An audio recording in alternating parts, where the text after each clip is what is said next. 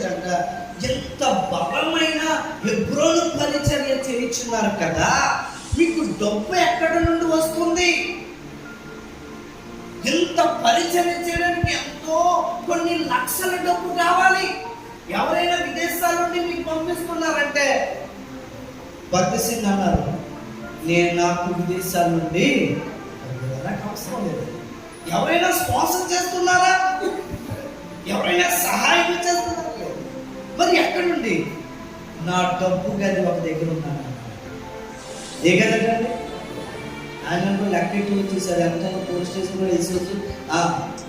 ఇప్పుడు అధికారులు ఉన్నారు కదండి, సిఐకి అధికారులు ఉన్నారు కదా, సిఐ అధికారులు, ఏసీబీ అధికారులు వచ్చి సోదరు చేయడం చేసి వచ్చు కదా. గదిలో తీసుకెళ్ళాడు. తీసుకెళ్తే ఆ గది అంతా ఖాళీ అనుకున్నాడు. అండర్ గ్రౌండ్ లో కానీ భక్త సింగ్ గారు ఏం చేశారు, డబ్బు దాచేశారేమో అనుకున్నాడు. ఒక ప్లేస్కి తీసుకుని వెళ్ళాడు. తను మోకాలేసి అరిగిపోయిన నేలను చూపించాడు. తను మోకాలేసిన నేల దగ్గర తీసుకెళ్తే ఆ నేల, ఆ మోకాలేసిన నేల గుంతలు పడి ఉందటండి. ఎక్కడో అదేంటండి ఇది చూపిస్తున్నారు? నా మోకాల ప్రార్థన నాకు ధనాన్ని ఇస్తున్నాను. దేవునికి స్తోత్రం. నా మోకాల ప్రార్థన నాకు ఆశీర్వాదాన్ని ఇస్తుంది.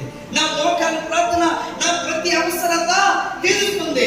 ఇదే నా ధనము సంబంధించిన గది అన్న. దేవునికి స్తోత్రం. హల్లెలూయా. అప్పుడు ఆ వ్యక్తి అన్నాడు, అంటే మోకాల ప్రార్థన ఎంతో శక్తి ఉంది అనుకొని నేను కూడా చేయాలనుకుంటున్నాను.